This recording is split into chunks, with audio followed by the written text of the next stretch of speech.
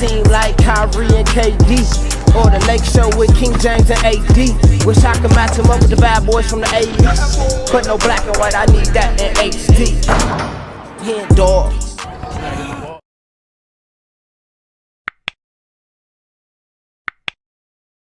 Yo, what's good, y'all? It's your boy HenDawgz, and we back to it. You know how we do it. Chris Paul and Rajon Rondo envy each other, hate each other, and almost got traded for each other. I remember the little beef that they had back when that whole Brandon Ingram and James Harden fight happened. I think that's how it started. It started between Ingram and Harden, and then it ended with Chris Paul and Rajon Rondo. But before we get into this video, make sure y'all subscribe to the channel. We are on the way to 10K. I appreciate everybody too that's been subscribing. I've been getting a lot of subscribers over the last few weeks, and I really want to say thank y'all. I don't take it for granted. You know, it's the fact that I got people following me and, you know, just watching my content that I'm creating is a blessing. Like, I really don't want to sit here and just skate past that. Like, y'all really have taken the time out to just, you know, watch what I'm creating, and I really want to appreciate and applaud y'all for that. And there's so much more where that came from. I got so much more coming. This is just the beginning, and I think that's the most exciting part of it all. But yeah, go ahead and like this video if you like it, and go ahead and write something in the comments. Let me know what other videos y'all want me to react to. But yeah, let's get into it. I don't even want to do too much talking. We got Chris Paul and Rajon Rondo envy each other, hate each other, and almost got traded for each other. Let's get it. In October of 2018, the Lakers and Rockets had a little confrontation. It settled down, then suddenly reignited into something way bigger. That's because these two guys got involved. Chris Paul and Rajon Rondo. Their part in this fight was a long time coming. Let's get to the beef. Chris Paul and Rajon Rondo are great examples of how much the team that drafts you affects the course of your career. In 2005, Paul was drafted 4th out of Wake Forest by a terrible New Orleans Hornets team. This would be the same year the Hornets began hunkering down in Oklahoma while their home city recovered from Hurricane Katrina. The team improved around their Rookie of the Year point guard, but not enough to make the playoffs. So in the summer of '06, the Hornets made moves, signing sharpshooter Peja Stojakovic, then trading for big man Tyson Chandler. I know this is separate from this video, but I just posted in the community channel the top 10 shooters of all time, and Peja wasn't on that list. And I seen a lot of people in the comments like, where's Peja? Like, this shit is invalid because of Peja. Peja's not on here. So let me know right now, right in the comments. Is Peja a top 10 shooter of all time? Let me know. But injuries hampered them, and they still couldn't crack the postseason. The 07-08 season would be the Hornets' breakthrough. They returned to New Orleans. Paul and power forward David West became first-time All-Stars. Hey, David West. Byron Scott won Coach of the Year. New Orleans won a franchise record 56 games, made the playoffs, and destroyed Dirk Nowitzki's Mavericks in the first round. In the next round, the Hornets came out strong against the defending champion Spurs, but after leading the series 2-0 and 3-2, lost the round in a heartbreaking Game 7 defeat. The Spurs advanced to the conference finals, where they fell to the Lakers, who went on to the NBA finals and lost to a Boston Celtics team with a kid named Rajon Rondo at point guard. Too soon. Rondo, like Paul, was a young rising star at his position. Unlike Paul, Rondo had entered the league a relatively unheralded prospect. A mediocre Celtics team acquired him on draft night '06 after he was picked 21st out of Kentucky. While Rondo played his way into the starting lineup his rookie season, Celtics star Paul Pierce missed a bunch of games due to injury. Boston stayed quite bad, winning just 24 games. But while Chris Paul's Hornets had made some nice moves, Rondo's Celtics got a makeover of historic magnitude. They traded their lottery pick for Ray Allen, made an even bigger trade for Kevin Garnett a few days later, then made the greatest turnaround in NBA history, finishing with 66 wins just a year after winning 24. And then they won it all. Anything's possible! Rondo went from promising rookie on a garbage team to starting point guard on a champion. That's pretty wild. So now we're in the summer of '08, which is an important juncture because according to more recent accounts... Hey, do y'all think that my videos would sound so much better if I went and got me a mic? I see a lot of people that get them, but for me, I just feel like the sound sounds good. and I'm like pretty close to the camera, and I think my camera is really good that's picking up sound, so I'm not too sure if I need one, but hey, I would do anything to improve my channel, to make it better. So if y'all watching, if you a loyal fan that's been watching me for a long time, write in the comments right now if y'all think that my videos would be better if I went and grabbed me a mic like that, or even just like a little, you know, mic piece or something, just something to make the sound quality better. Or do y'all think that the sound quality is good enough? Let me know. I appreciate y'all. That's when the beef began. After that 2018 Rockets-Lakers fight, some reporters pointed back to the 2008 Olympics, where Paul led the USA to a gold medal, while Rondo supposedly didn't make it past tryouts. Reports from the time say Rondo was invited to the select team, the younger players who scrimmage against Team USA before competition. Rondo and fellow Celtics youngster Kendrick Perkins understandably declined the invitation after playing NBA games well into June. And Rondo would never have made an Olympic roster that ended up featuring Paul, Jason Kidd, and Deron Williams. But it is possible he was annoyed to have been left off the list of over 30 finalists, which dropped days before the Celtics won their championship and included point guards like Luke Ridnour and Kirk Heinrich. Yeah, Rondo. I don't know why Rondo would hold that against Paul in particular. He may have noticed that Paul got a big contract extension that July, but, like, so did Deron Williams. Guys drafted in 05 were due for new deals, nothing special there. And there had been no visible beef in meetings up to this point either. Rondo made his NBA debut in an uneventful loss against Paul and the Hornets. He got his first win against Paul in March of that championship season, and Paul actually went out of his way to praise his slightly younger opponent. So did beef exist in 08? Nah. It's possible, I don't but think so. it might be one of those things where NBA insiders know more than we do. Either way, Rondo was eager to prove critics wrong and claimed to have done so by winning a ring in 08. None of those other young point guards had done the same. And while Boston once again cracked 60 wins, the Hornets regressed in 2009. Paul was healthy and effective. He missed just 4 games because of a groin strain, returning right in time to lose to the Celtics again. But injuries assured New Orleans wouldn't come anywhere near the prior season's playoff run. Paul was considered by most the best point guard in the NBA, but this 4th season backslide began a long chapter of playoff disappointment in his career. And guess who predicted all that disappointment right to Paul's face? Rondo, obviously. The Hornets and Celtics met in November of 09, and things went pretty typically. Paul played great despite some physical defense from Rondo, but Boston got the win yet again.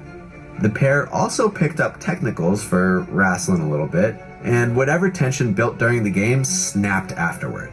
The typical round of post-game handshakes got heated when Rondo confronted Paul on the floor. The two had to be separated, and we later found out why. Rondo had trash-talked with Paul by saying, and this is a direct quote, "I've got a ring and you're never gonna win one." Which, I'm talking to you over 9 years later, and that statement remains true to the word. Paul didn't even reach a conference final until his 13th season. But anyway, Paul didn't like that comment and stewed for a while. Some reports said he bickered with Boston assistant Tom Thibodeau and tried to enter the Celtics locker room, though Paul later denied all of that. Inside that locker room, Celtics PR demanded Rondo never be asked about Paul, ever. This exchange epitomized the theme of this beef.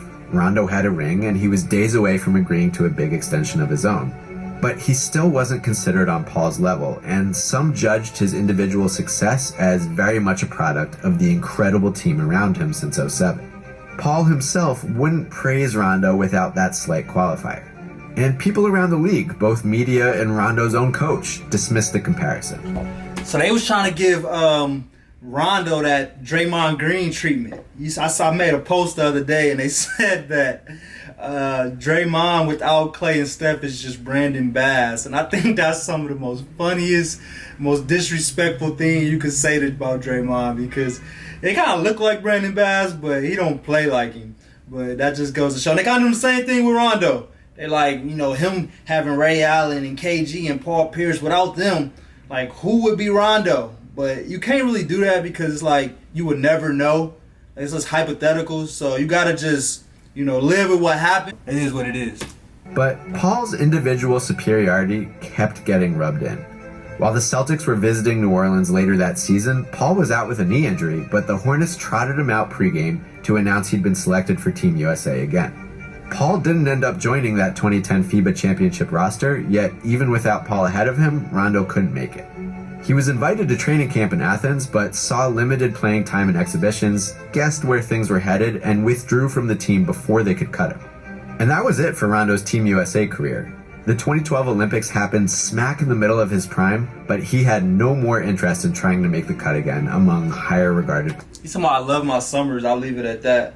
And I think that's kind of tough though, because Rondo is a Hall of Fame point guard. Like, he's done so much in the NBA that a lot of players that's coming to this league will never be able to touch. But trying to, be on that USA Olympic team, that's not easy. You got to pretty much be one of the top 2 to 3 point guards in the whole NBA in order to get a spot on there. So I get it. I get it being tough, but I would never, if I'm Rondo, I wouldn't hold any grudges towards the Olympics or feel some type of way towards the Coach K or to any of the USA team, because it's just tough. It's just tough. You're not one of the top 2 to 3 point guards in the league, so you're going to always be that outside looking in player. But, it don't take nothing away from your legacy. Point guards. Anyway, something else more important happened during Rondo's prime. In 2011, Rondo became an All-Star for the first time. But his Celtics had been treading water. After winning that championship in Rondo's second season, they had made the finals only once, falling in 7 to the vengeful Lakers. Boston wanted another title before the window closed on their aging Big Three.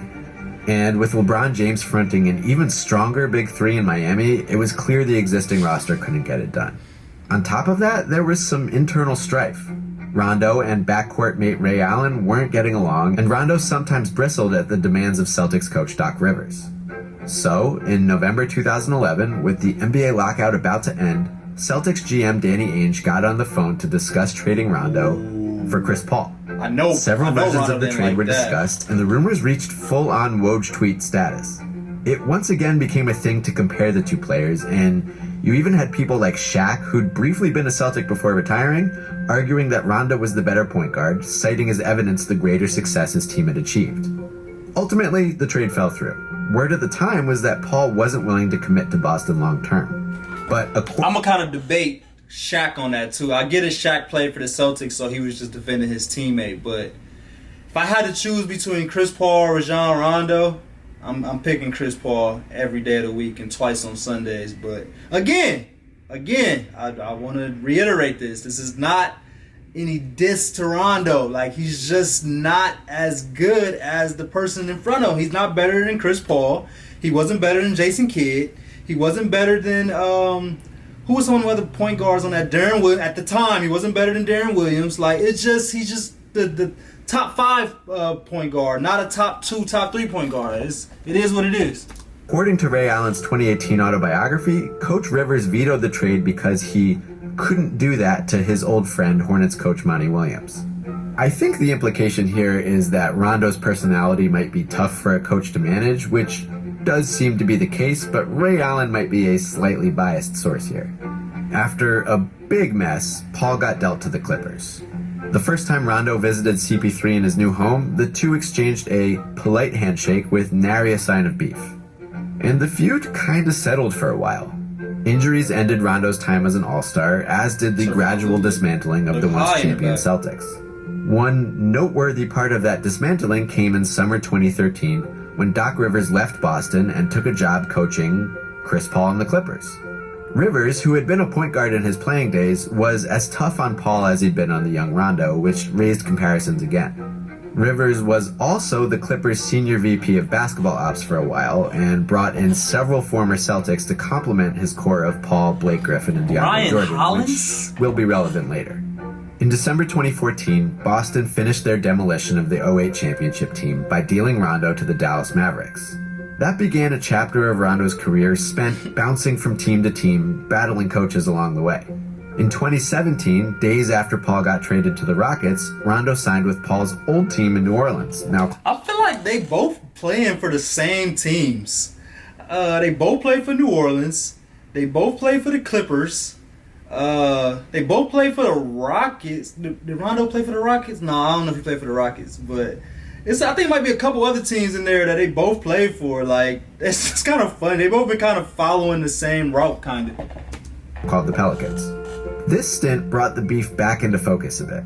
First of all, Rondo was joining forces with his good friend DeMarcus Cousins, who has his own beef with Paul. Second of all, Rondo broke Paul's single-game franchise assist record, which is kind of fun. Assists. And third of all, they actually beefed a little bit in a game Rondo didn't even play.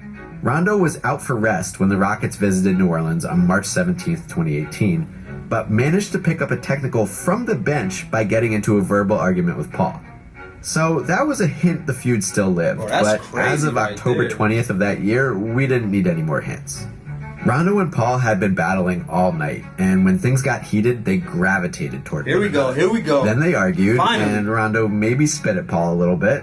Then Paul poked Rondo in the face, and then they punched each other a little and got suspended. A lot of attention was spent zaprootering the footage to determine whether or not Rondo spit and whether it was on purpose. It clearly looked like Rondo spit in his face. And elsewhere, people were sorting out a reported confrontation between a Rondo family member and Jada Paul, Chris's wife. But for our purposes, the most interesting fallout came from something Rondo said after the fight. Quote, "Everyone wants to believe Chris Paul is a good guy. They don't know he's a horrible teammate. They don't know how he treats people." To be clear before we dig in here, Rondo has a reputation for being abrasive and at times outright abusive. But I don't know where he gets the idea that Paul is considered an angel. Paul's own falling out with Doc Rivers was widely reported, and he's got well-known beefs and ugly incidents in his past too. Yeah, I think it's known that Chris Paul is a dirty player, but I think where Rondo is saying that people, think he's a good guy is because I think he's like the president of the NBA Players Union or something like that. So he's supposed to be like, considered to be on this high pedestal professional that, in the interviews, he knows the right thing to say. So I think that's kind of what he means. Like, he's like putting on this not, I don't want to say a front, but he's just a really good professional. But at the same time, he does a lot of dirty hits and he might be assholes to his teammates. So I think that's kind of what I get from what Rondo is saying. In any event, Rondo's comment about Paul immediately invited analysis from people who know both players, which, because Doc was running the Clippers for a while, is a lot of people.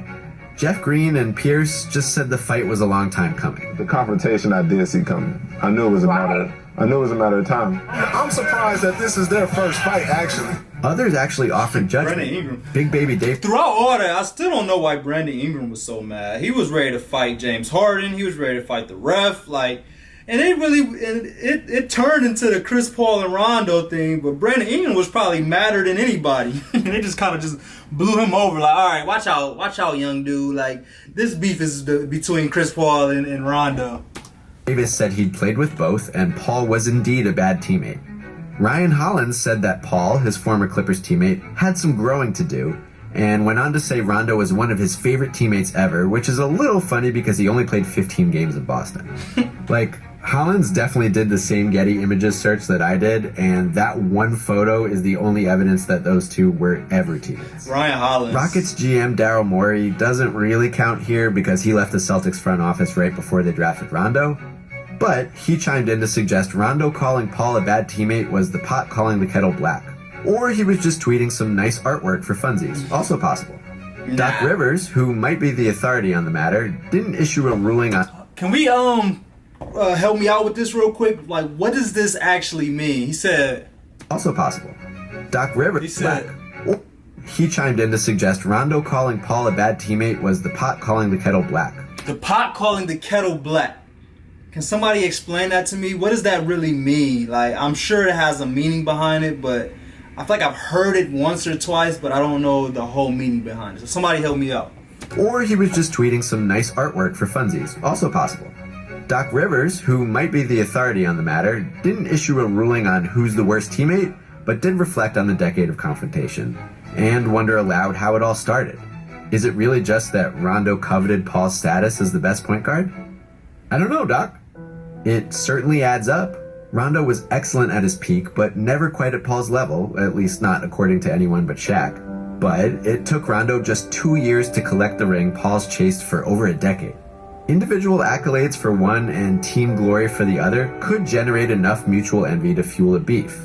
Of course, fuel needs ignition, so is there an incident somewhere in the past that we don't know about? Or is it simply that both these guys are prone to acting like jerks? The Paul Rondo beef is a mysterious one, but everyone agrees. It is old, it is real, and it is alive.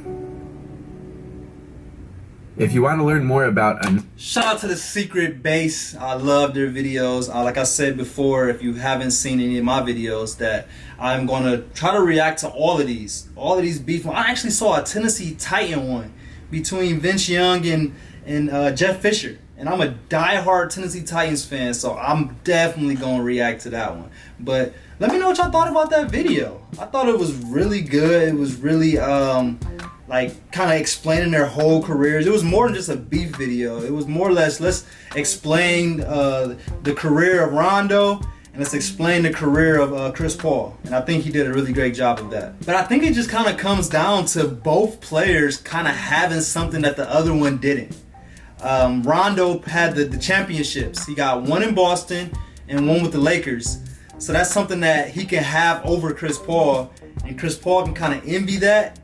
And on the other end, Chris Paul has had a Hall of Fame crazy career as far as his stats and accolades, points, assists. I'm sure he led the NBA in assists a couple years. His average 20 plus points. So as far as the numbers, Chris Paul got Rajon Rondo, and I can see Rondo being a little jealous of that, not being invited to the Olympic Games. And you know, Chris Paul, when it's all said and done, they're gonna put Chris Paul above Rondo. So I can see the envy from that happening. So I kind of see it, but I don't really know where the beef came from. If y'all know where the beef came from, let me know. Let me know like where y'all think it kind of started at. But I hope y'all enjoyed that video, man. Make sure y'all subscribe to the channel. Make sure y'all like this video. If y'all like this video, go ahead and write something in the comments. But I appreciate y'all like always. We out.